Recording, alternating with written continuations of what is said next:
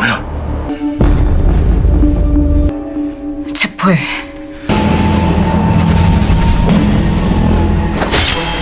네 엄마인지 네가 죽인 거야. 너 때문이야. 열어! 극한의 공포에 어째서?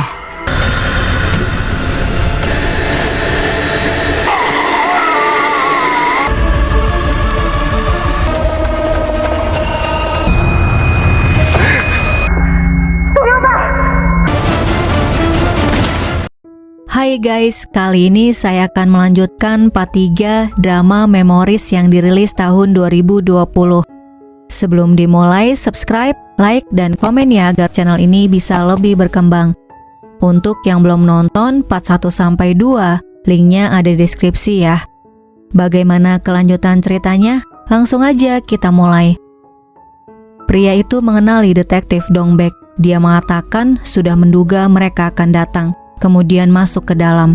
Dongbek bertanya, bagaimana dia bisa tahu mereka akan datang? Jin Jae-gyu menjawab, dia mimpi bertemu dengannya. Sanmi memberitahu sedang menyelidiki kasus pembunuhan dan ada banyak bukti mengarah kepadanya sebagai pembunuh. Pembunuh berantai muncul kembali setelah 20 tahun berhenti, tepat ketika dia kembali ke Korea. 공교롭네요.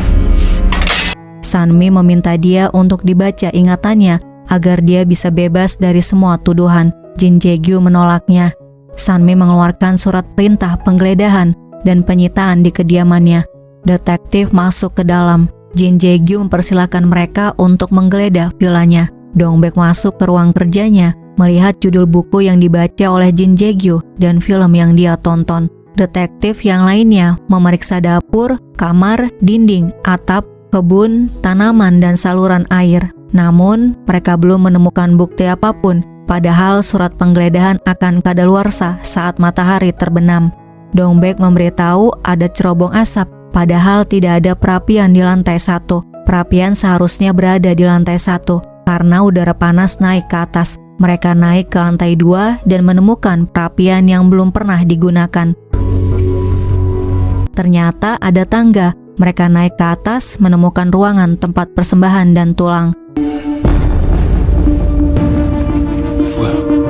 Di ruang makan, Jin Jae-gyu memberitahu 3 orang lagi akan tewas. Detektif Jang Gi-dae memperlihatkan ruang rahasia yang ditemukan Dongbek. Dongbek menyangka korban dijadikan persembahan.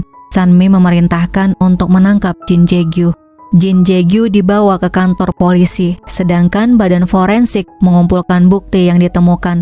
Di ruang interogasi, Dongbek masuk, kemudian memborgol tangannya. Kepala Byun khawatir Dongbek menyerang Jin Jae-gyu. Dongbek bertanya apakah pembunuhan 20 tahun lalu juga untuk persembahan dewa. Jin Jae-gyu tersenyum, kemudian bertanya apakah mereka sedang membicarakan sang eksekutor.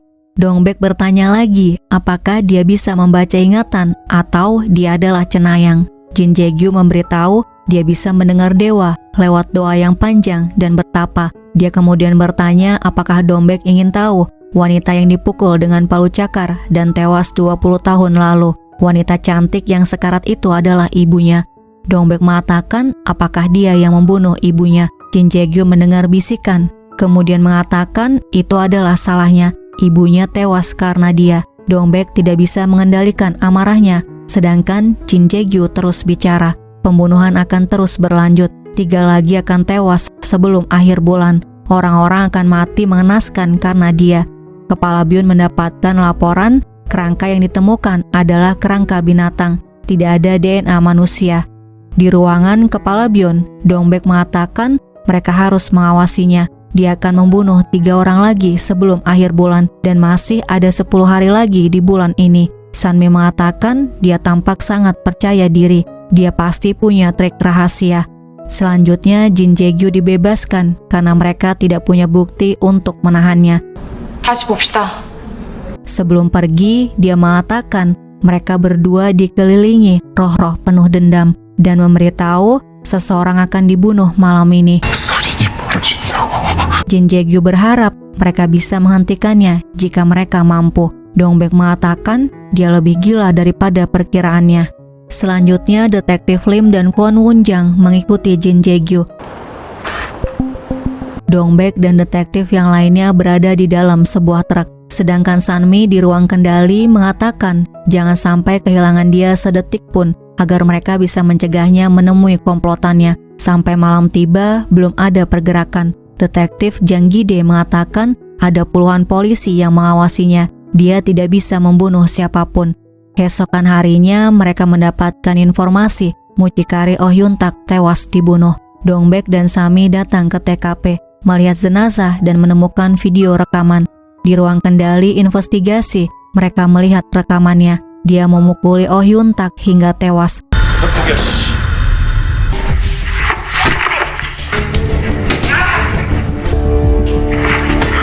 Dongbek meminta videonya diputar ulang. Sanmi melihat wajah pelaku. Saat dibuat terang, ternyata dia memakai topeng. Detektif yang berjaga di Villa Jin Jae-gyu memberitahu dia bergerak. Dongbek melihat Jin Jae-gyu sedang memperhatikan anak kecil. Dia buru-buru keluar menyamar memakai kostum Hodori, ditemani Kyung-tan dan Sehun. Dongbek mencari anak yang tadi diperhatikan oleh Jin Jae-gyu dan berhasil menemukannya. Nama anak itu adalah Hyun-soo. Dongbek membaca ingatannya.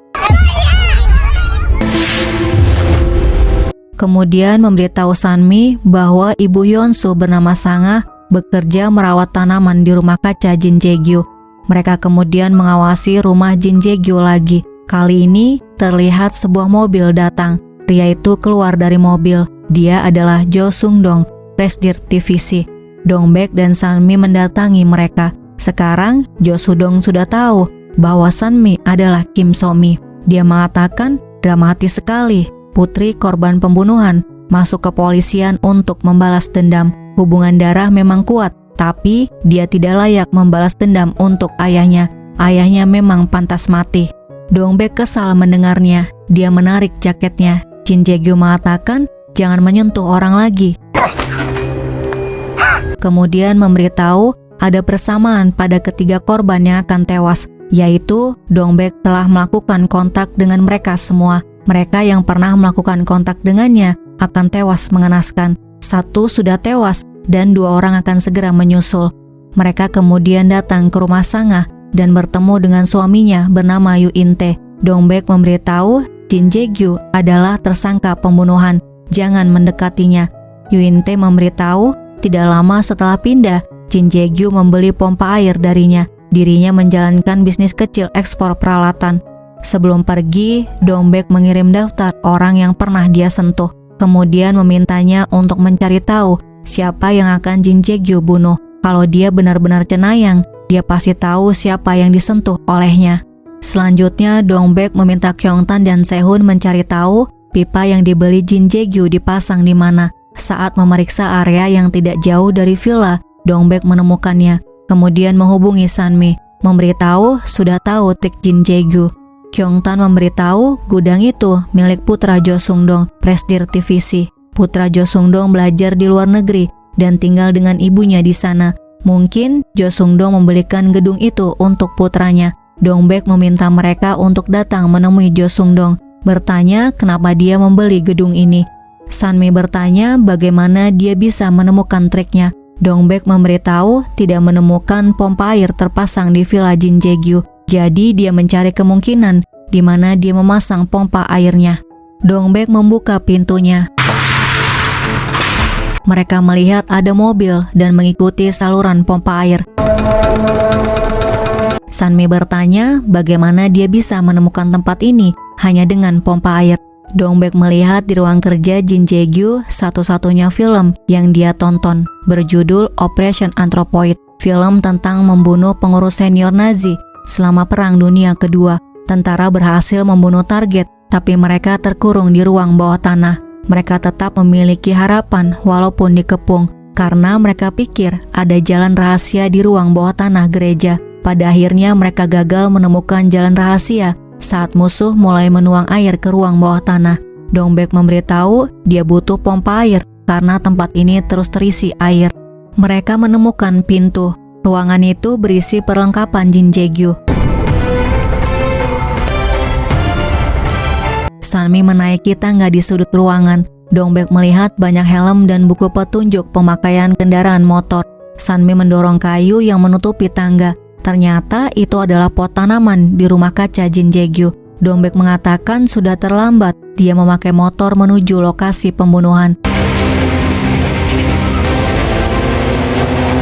Sunmi memberitahu ruang kendali investigasi. Dia melarikan diri lewat jalan rahasia. Kemudian mereka buru-buru mencari keberadaannya. Di jalan mereka berhenti. Dong-baek melihat TKP Oh Hyun-tak. Ada noda tinta di karpet. Dong-baek sadar dia akan membunuh Presdir Divisi Jo Sung-dong. Dong-baek mencoba menghubungi Kyung-tan dan Sehun yang sedang berada di rumah Jo Sung-dong. Tapi mereka tidak menjawabnya.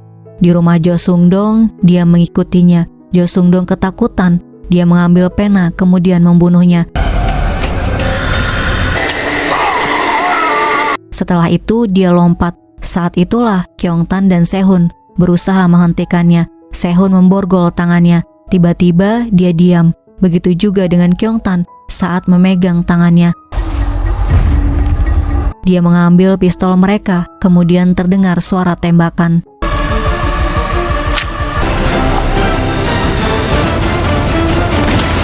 Dong-baek dan Sunmi tiba. Mereka masuk ke dalam. Dong-baek melihat Kyung-tan bengong dan Jo Sung-dong yang sudah tewas. Sementara Sunmi menemukan Sehun di ruangan lain. Ruang kendali menghubungi Sunmi, memberitahu mereka sudah mengirim orang untuk mengintai jalan rahasia. Sunmi memerintahkan menangkapnya begitu memasuki jalan itu. Dong-baek membaca ingatan Kyung-tan. Dong-baek memberitahu bagian terpentingnya sudah hilang. Dia menghapus ingatan mereka. Dia memiliki kemampuan untuk menghapus ingatan orang lain. Dia membunuh Jo Sung-dong dengan pena. Dia menghukumnya atas kejahatan yang dia lakukan melalui artikelnya. Di mobil, Sunmi memberitahu ruang kendali bahwa Jin Jae-gyu bisa menghapus ingatan orang lain. Pastikan tidak ada yang melakukan kontak fisik dengannya. Detektif dan tim SWAT terlihat berjaga di sekitar jalan rahasia. Sunmi mengawasi dari tab miliknya. Pegawai ruang kendali menemukannya. Posisinya berjarak 5 km dari vilanya. Tapi itu 50 menit yang lalu. Sebelum mereka mengintai jalan rahasia, detektif di truk juga melihat sekarang Jin Jae-gyu berada di tamannya. Dong-baek mengatakan selisih waktunya terlalu lama. Dia menghapus ingatan Kyung-tan dan Sehun 80 menit yang lalu. Jadi saat mereka meninggalkan jalan rahasia menuju ke rumah Jo Sung-dong, saat itulah dia kembali setelah membunuh Jo Sung-dong. Dong-baek dan Sunmi datang ke vilanya.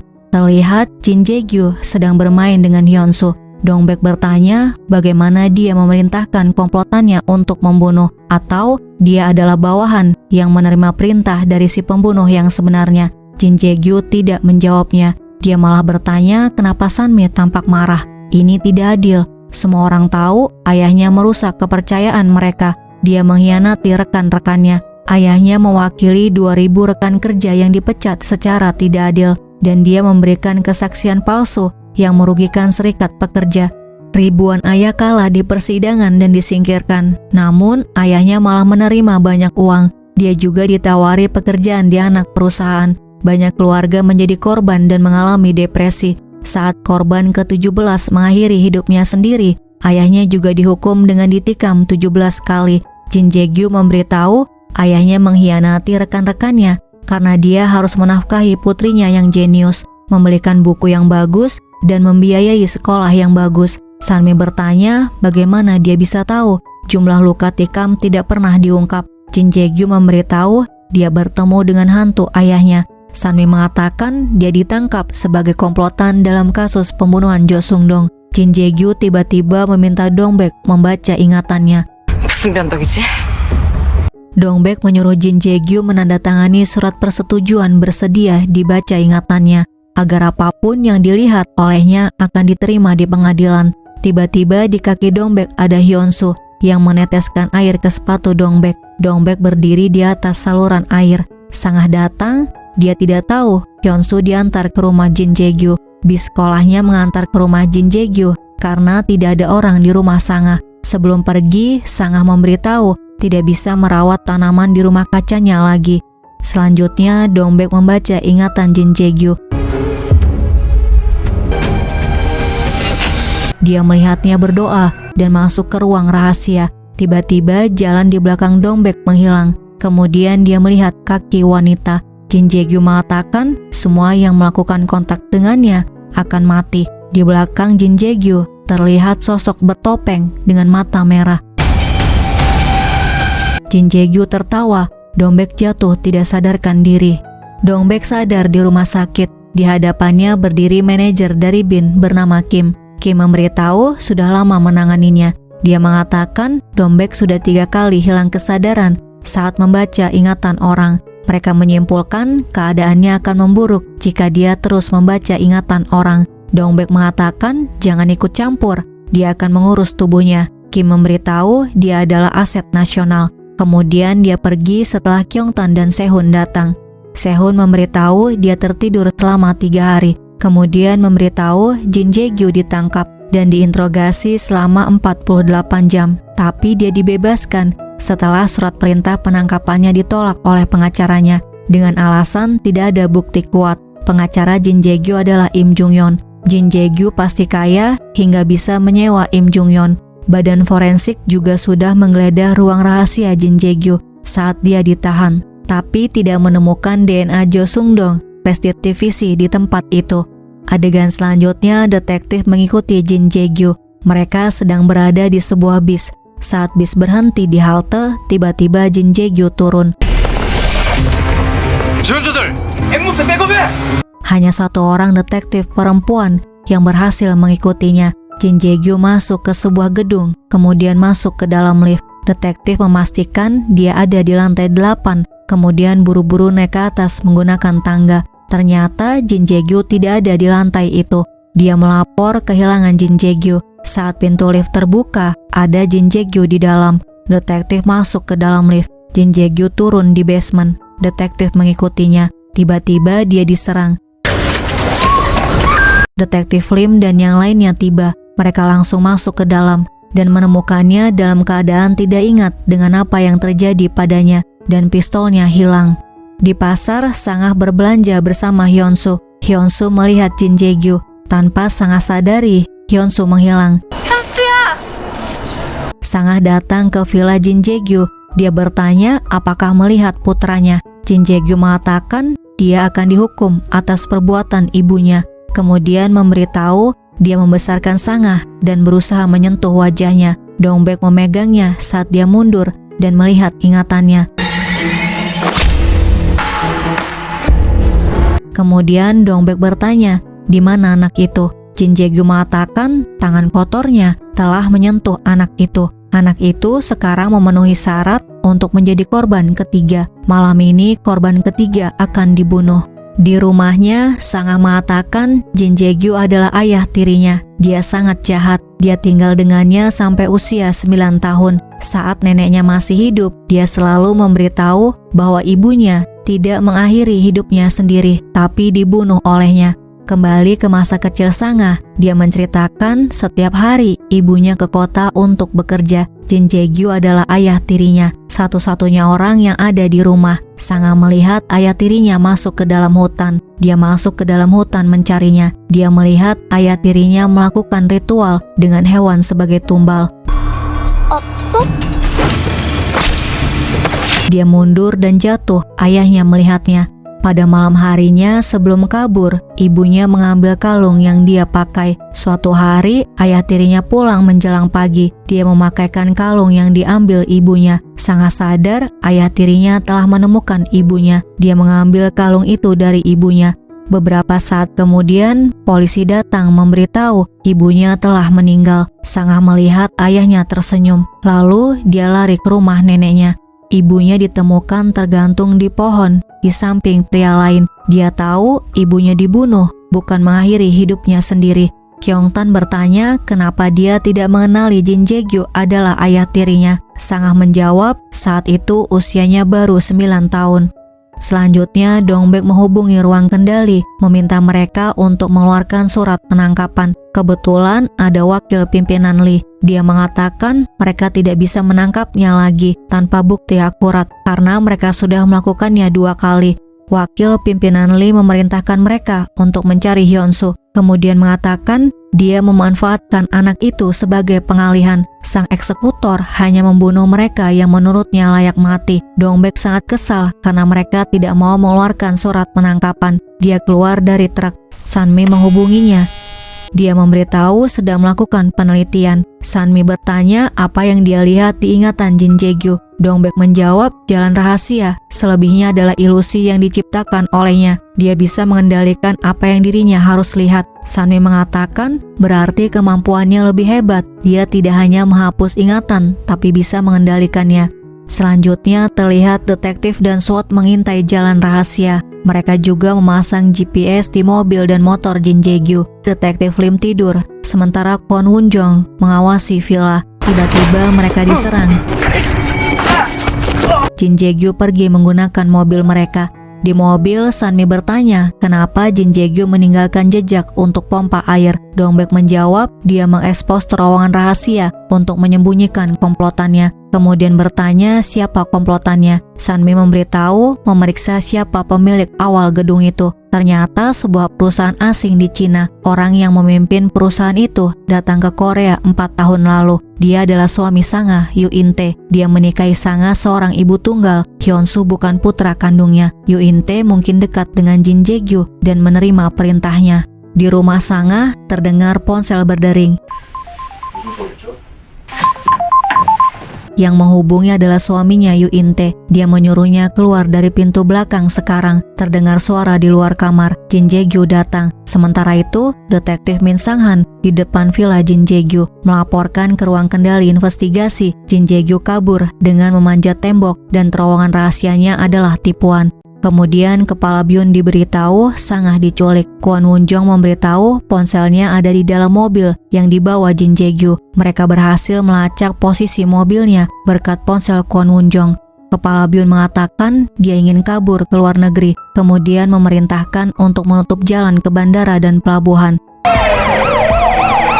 Sementara Dongbek dan Sanmi tiba di sebuah gedung. Sanmi memberitahu Yu In-tae punya puluhan properti di sini dengan nama palsu. Ini adalah tempat di mana Hyun-soo menghilang. Jadi ada kemungkinan besar mereka di sini. Mereka membuka paksa pintunya, kemudian masuk ke dalam. Mereka menemukan mobil, motor, gambar sketsa lubang kunci, dan peralatan lain untuk membunuh. Tiba-tiba terdengar bunyi mobil hidup. Dongbek mengejarnya. Dia naik ke mobil, tapi tidak lama dia jatuh. Sementara polisi terus mengejar mobil yang dikendarai oleh Jin Jae-gyu hingga mobil itu terkepung. Di tempat lain terlihat Dongbek dan Sanmi mengejar mobilnya menggunakan motor. Detektif Min Sang-han memerintahkan untuk membuka pintunya. Ternyata di dalam mobil hanya ada Sangah dan putranya Hyun-soo. Sangah memberitahu setelah melihat Jin Jae-gyu di rumahnya, dia mengikuti perintah suaminya untuk keluar dari pintu belakang. Kemudian menemukan putranya sudah ada di dalam mobil. Suaminya bilang satu-satunya cara untuk tetap aman adalah naik pesawat dan pergi. Sangah setuju menemui suaminya di terminal penumpang bandara. Kembali ke Dongbek dan Sanmi, ternyata pria di hadapan mereka adalah Jin Jae-gyu. Saat akan diborgol, Jin Jae-gyu menyerang dan melepaskan tembakan yang mengenai lengan Sanmi. Dongbek dan Jin Jae-gyu terus berkelahi.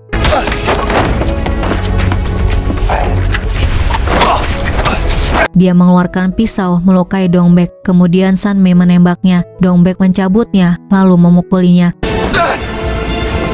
Mereka memborgolnya. Sanmi memberitahu dia gagal. Sangah dan Hyun-soo aman. Mereka menemukannya sebelum Sangah dan Hyun-soo ke luar negeri.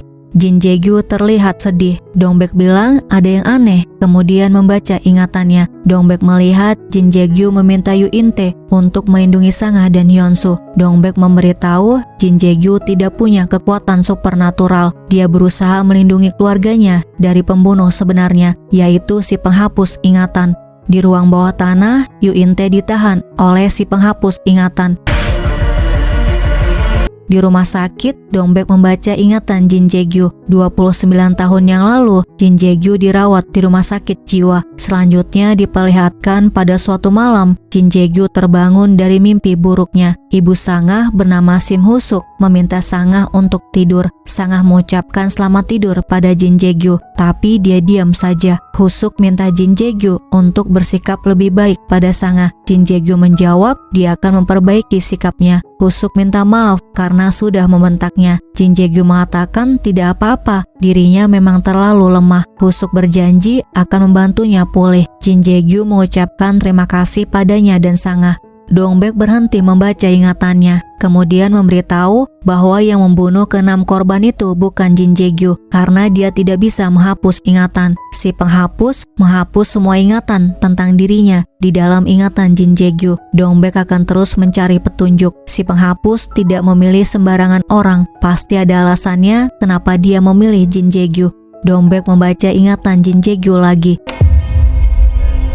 Kali ini terlihat Husuk pamit bekerja. Dia bilang jangan lupa makan dan minum obat. Kemudian memberitahu dia akan pulang terlambat. Jin Jae-gyu bangun. Dia melihat anjing memakan makanan di meja yang disiapkan oleh Husuk. Selanjutnya Jin Jae-gyu membelikan perhiasan cincin untuk Husuk dan kalung untuk Sangah. Pengacaranya menghubungi. Jin Jae-gyu minta pengacaranya untuk mempersiapkan surat wasiatnya. Semua hartanya senilai 30 juta dolar akan dia berikan pada istrinya Husuk.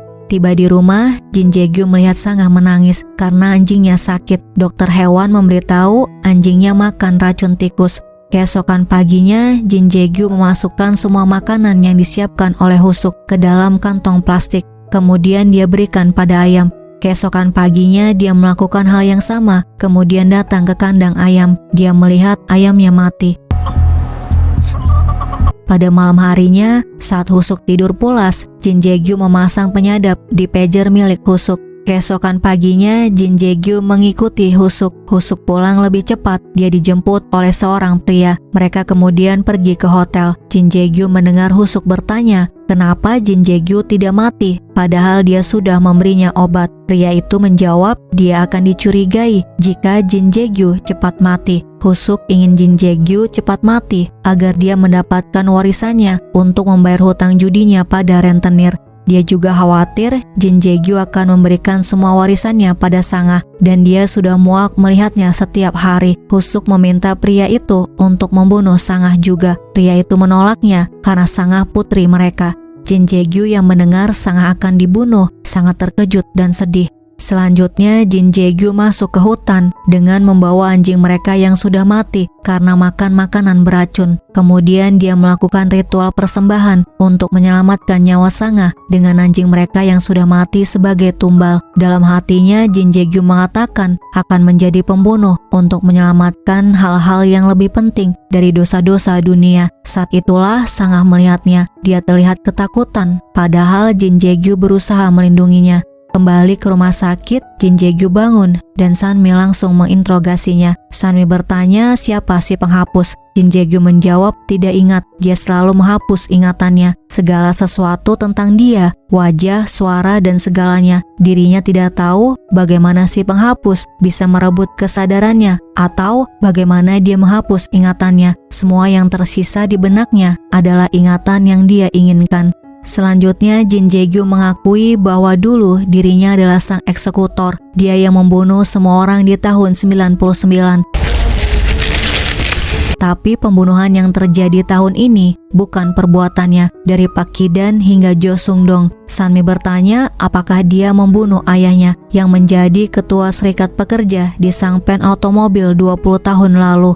Jin Jae-gyu mengatakan akan memberitahu yang sebenarnya, tapi sebagai gantinya, Sanmi harus mengirim Sangah dan keluarganya ke luar negeri. Kemudian Jin Jae-gyu memberitahu jika ingin melawan si penghapus, dia harus mencurigai ingatannya sendiri. 20 tahun yang lalu, Jin Jae-gyu sadar di sebuah ruangan. Dia melihat seseorang terikat dengan wajah tertutup karung. Jin Jae-gyu bertanya siapa dia dan di mana dirinya berada. Kemudian membuka ikatan pria itu. Pria itu jatuh keluar. Terlihat beberapa orang saling memukul. Mereka semua ketakutan karena ingatan mereka hilang dan yang tersisa hanya ketakutan. Si penghapus ada di suatu tempat yang dekat dengan mereka.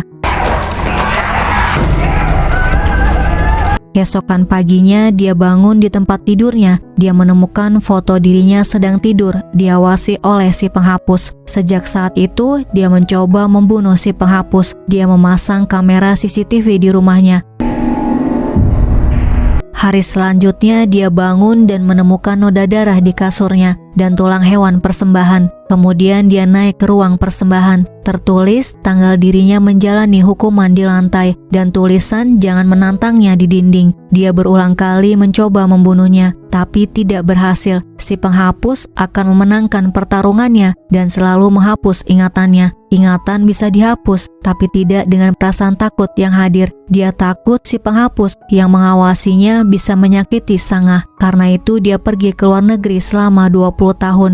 Selama 20 tahun di luar negeri, dia tidak pernah muncul. Tapi itu berubah 3 bulan yang lalu. Dia menerima surat berisi foto Sangah dan keluarganya. Di salah satu foto tertulis, kembalilah. Dia kembali ke Korea sesuai perintah si penghapus. Dia menghubungi Yu In-tae, menyuruhnya melarikan diri dengan keluarganya. Tapi pada saat terakhir, Yu In-tae menyimpang dari rencana. Yu In-tae memutuskan untuk membunuh si penghapus. Di mobil, Dong-baek memberitahu pertama kalinya ingatan Jin Jae-gyu dihapus, yaitu saat kekerasan massal yang terjadi 20 tahun lalu. Sehun memberitahu tidak ada berkas kasusnya, padahal ada yang tewas dalam kejadian itu. Dong-baek melihat dalam ingatan Jin Jae-gyu, mereka mencoba membunuh satu sama lain. Dia melihat si penghapus, tapi tidak ingat wajah dan suaranya. Saat itulah kemunculan pertama si penghapus, dan dia memamerkan kekuatannya. Mereka tiba di kantor pusat layanan darurat Simbe untuk mencari berkas kasus kekerasan massal 20 tahun lalu. Jika kejadian itu dilaporkan sebagai kecelakaan bukan penyerangan, maka berkas kasusnya ada di sini, bukan di kepolisian. Di dalam ruang berkas, sudah ada tim dari unit investigasi yang dikirim oleh Sanmi. Mereka menemukan berkasnya. Kecelakaan sesak napas di kota Simbe. Kematian karena karbon monoksida. Semua korban berusia 20 tahun dan hanya satu orang yang selamat bernama Sangah, usia 17 tahun. Mereka langsung menuju ke rumah Sangah. Sanmi bertanya apakah dia berada di lokasi kecelakaan Simbe 20 tahun lalu, di mana si pembunuh pertama kali muncul. Sangah tidak ingat. Dong-baek minta izin untuk membaca ingatannya. Dong-baek mengatakan tidak ada dalam ingatannya. Si penghapus membawa Sangah ke lokasi kecelakaan saat dia tidak sadarkan diri. Dong-baek meminta Kyung-tan dan Sehun menyelidiki orang-orang yang tewas dalam kecelakaan di Simbe. Kemudian Sanmi mengajak Dong-baek bicara di dalam kamar. Di dalam kamar, Sanmi melihat gambar yang dibuat Yeonsu. Gambarnya terlihat tidak asing. Sambil menunjuk gambar, Sanmi bertanya, di mana ini? Yeonsu menjawab, rumah Jin Jae-gyu. Sanmi kemudian minta izin untuk membaca ingatan Yeonsu. Dong-baek melihat si penghapus ada di bawahnya. Yeonsu mengatakan monster bawah tanah. Selanjutnya mereka pergi ke rumah Jin Jae-gyu. Dong-baek memberitahu si penghapus harus melakukan kontak fisik untuk memanipulasi ingatan. Mereka masuk ke ruang bawah tanah, kemudian menemukan 2 ruangan. Dong-baek masuk ke salah satu ruangan. Sanmi mendengar suara dari ruangan yang lain. Dia masuk ke dalam, kemudian terdengar suara tembakan. 경찰이야, 꼼짝 마! Guys, part 3 sampai di sini ya. Terima kasih sudah melihat video ini. Sampai jumpa di video selanjutnya.